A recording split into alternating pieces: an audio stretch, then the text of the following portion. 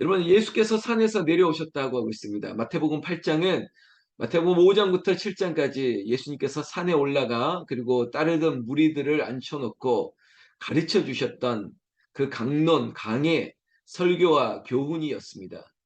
이 예수님이 이 가르침을 마치고 이제 산으로 내려오시는 이 8장부터 이제 예수님의 사역의 이야기들이 비로소 천국의 하나님의 나라가 그래 예수님 앞에 펼쳐지고 예수님을 따르는 자들에게도 하나님의 나라가 무엇인지를 보게 되는 사건들이 이제는 나오고 있습니다.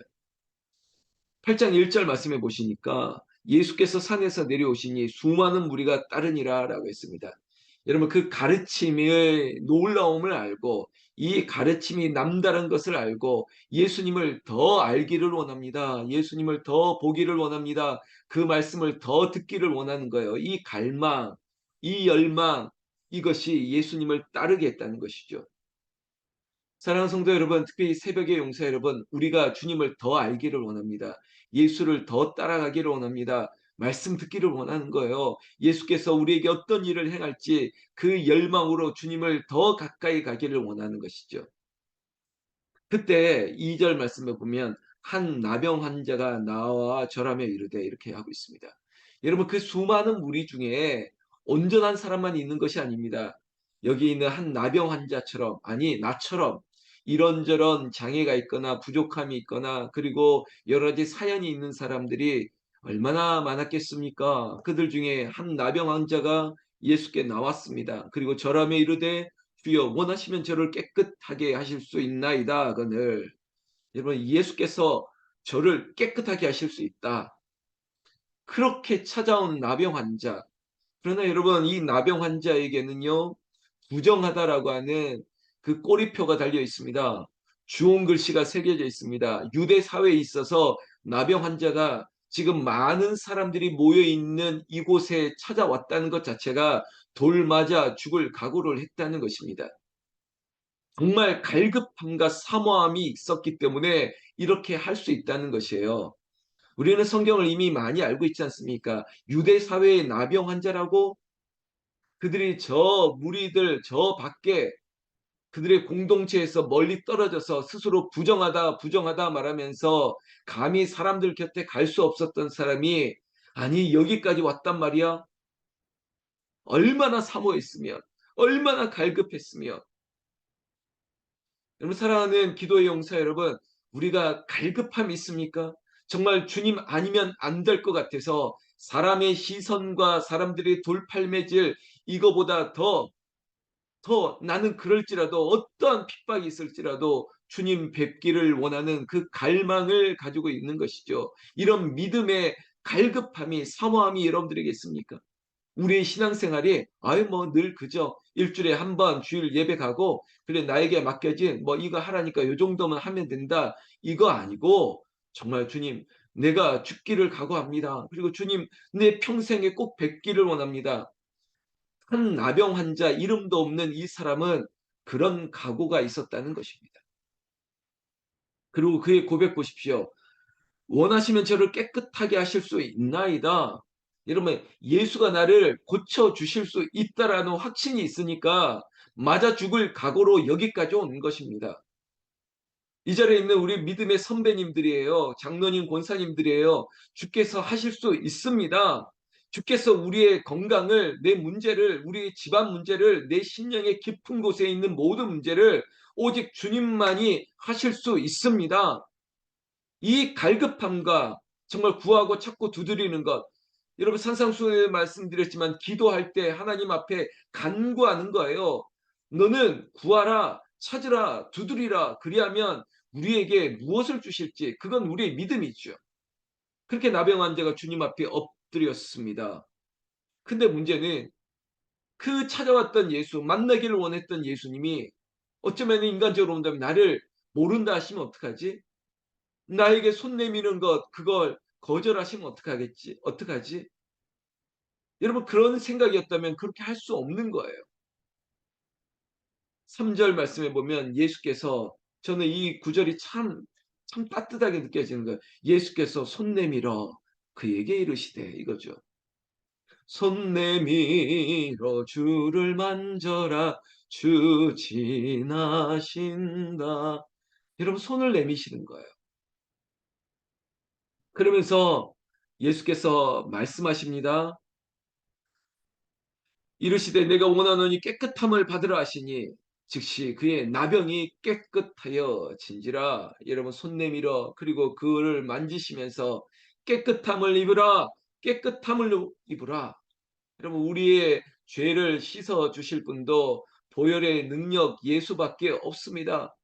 오늘 우리에게 더러운 것, 부정한 것, 우리의 약한 것들을 고칠 수 있는 분은 예수님밖에 없습니다. 예수님이 우리 가정을 만져주기를 원하는 거예요. 지금 여러분들의 불을 밝히고 있는 여러분들의 가정을 주의 피로 깨끗하게 하여 주셨고 우리의 병든 몸 머리에서 발끝까지 주님이 손 내밀어 만져주시고 그래 네가 낫기를 원하느냐? 그때부터 하나님께서 그를 깨끗하게 하여 주셨다는 것입니다. 여러분 나병이 뭡니까? 다른 개혁 이전의 성경에 보면 문둥병자라고 말했던 이 부정된 병 이것을 깨끗하게 하시는 분은 오직 예수님 한 분밖에 없다고요. 여러분 이 자리에 있는 우리의 모든 병을 고쳐주시기를 주의 이름을 축원합니다. 누가? 내 주께서 손 내밀어 깨끗하게 하여 주시고 고쳐주시기를 원하는 것입니다. 4절 말씀에 예수께서 이르시되 삼가 아무에게도 이르지 말고 다만 가서 제사장에게 내 몸을 보이고 모세가 명한 예물을 드려 그들에게 입증하라 하시니라. 여러분 이건 율법이었습니다. 규례였습니다. 나병 환자가 나았다는 것은 그 지역에 있는 제사장에게 보여야만 됩니다. 그리고 마치 도장 뜨듯이 나음을 입었다. 그 자체는 이제 공동체에서 격리 떨어지고 그랬던 이들이 이제는 공동체 안으로 들어올 수 있는 허가 조건이 되었습니다.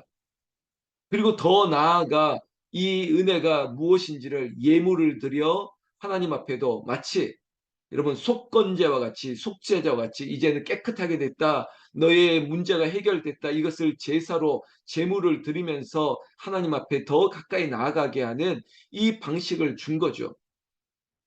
사랑하는 성도 여러분, 우리에게 있어서 어떤 고침, 해결, 응답이 있었을 때 그 응답에 대한 결과를 그 다음은 뭘까요? 여러분 감사하는 거예요. 제가 여러분 오해는 하지 마십시오. 목사에게 감사하는 거예요. 그 목사에게 감사가 아니라 이것은 그 제사를 집례하는 사람에게 찾아오는 행위예요. 이건 중심이에요. 그리고 하나님 앞에 예물을 드리는 거죠. 이거죠. 근데 우리 교인들은 그렇게 해요. 목사님 기도해 주셔서 감사합니다. 그리고 교회 앞에 충분한 정말 넉넉한 헌신적인 예물 드림이 있는 것 이거죠. 이게 아름다운 선순환이에요. 하나님이 그걸 받으시기를 원하는 것이 아니에요. 하나님이 만물의 주인인데 내가 이런 응답이 있어서 가져온들 가지고 안 온들 아니죠. 그렇지만 우리가 산상수훈에도 배웠지만 우리의 외모가 아닌 중심을 보시는 거예요. 그리고 너의 기도도 너의 구제도 여러분 기도만 받으시는 게 아니에요. 너의 구제가 뭡니까? 내 물질을 드리는 거 아니에요. 이런 것들을 다 하는 거예요. 목사에게 구제하지 않습니까? 여러분들이 그 제사장 레위 지파들이 소득을 얻지 못하기 때문에 성도들의 예물로 말미암아 목사를 책임져 주는 이런 응답만 있는 것이 아니라 그 응답에 대한 감사와 그 감사를 또 흘려주는 이런 아름다움이 나병 환자가 스스로 깨끗하게 된 게 아니라 예수께서 나를 깨끗하게 하신 것을 알기 때문에 제사장에게 나아가고 그리고 예물을 올려드리고 이런 일들이 있었던 것이죠. 자, 나병 환자를 깨끗하게 했을 뿐만 아니라 5절 말씀에 예수께서 가버나움에 들어갔을 때 누구를 만났습니까? 로마의 장교를 만났습니다. 한 백부장. 여러분 여기서 저는 주목할 게 뭐냐면 이름이 전혀 나오지 않아요. 나병 환자도 그냥 한 나병 환자예요. 성이 한씨 아니라니까요. 이 백부장도 한 백부장이라고 한씨가 아니라니까요. 이름도 모를 무명의 이 로마 사람 여러분 장교라고 생각해서 장교라고만 여기는 게 아니라 보세요. 나병 환자도 그 시대에 부정한 사람이고 이 백부장은 소위 말하는 이방인이에요. 유대인들의 관점으로는 이방인들은 상종도 하지 않습니다. 나병 환자는 거들떠보지도 않고 부정한 자입니다. 그런데 특별히 이 마태복음 8장에 이런 무명의 한 백부장, 그리고 부정되다 한 나병 환자, 예수님은 그들에게 가까이 가신다는 거예요. 그들의 외침을 외면하지 않는다는 것입니다. 그리고 그들이 나오는 것들을 하나님께서 멀리하지 않으세요. 너는 부정된 사람이야, 너는 이방인이야, 그렇게 차별하지 않으세요. 이 백부장이 하는 말씀 드려보십시오. 주여, 내 하인이 중풍병으로 집에 누워 괴로워하나이다. 여러분, 나병 환자도 그렇고요, 중풍병도 그렇고, 얼마나 어려운 병입니까? 뇌경색이 왔습니다. 마비가 왔습니다. 누워만 있습니다. 여러분, 하인이 누워 있다는 거예요. 여러분, 주인 입장에서 이 이방인 백부장이 얼마나 마음이 좋은 사람인가 보십시오. 가족도 아니에요. 아들도 딸도 아니에요. 하인이, 종이 중풍병자. 여러분, 우리는 의학적인 상식 있지 않습니까? 이거 일하기 힘든 사람 일을 할 수 없어요. 근데 종이, 하인이 일을 못한다? 노동이 안 된다? 그러면 어쩌면은 당시의 문화로 본다면 제 표현을 거칠더라도 좀 갈아치우겠죠. 아니, 하인이니까 내보내면 되고 다른 하인을 받아들이면 되지 않습니까? 그런데 참 좋은 사람, 그 하인을 위해서 지금 예수를 찾아온 것입니다. 그때 7절 말씀 보세요. 이르시되 내가 고쳐 주리라. 여러분, 누구보다 나병 환자의 고통을 아시고, 그리고 중풍병자의 고통을 아시고 주님이 고쳐 주신다는 것이죠. 그런데 8절 말씀에 우리가 이런 믿음을 사모해야 됩니다. 백부장의 말 보십시오. 주여, 내 집에 들어오심을 나는 감당하지 못하겠사오니 다만 말씀으로만 하옵소서. 그러면 내 하인이 낫겠사옵나이다. 할렐루야. 여러분 가정에서 선포하세요. 말씀으로만 하옵소서. 말씀으로만 하옵소서. 여러분 스스로가 하나님 말씀으로만 하옵소서. 말씀만 하시면 그대로 될 줄로 믿습니다.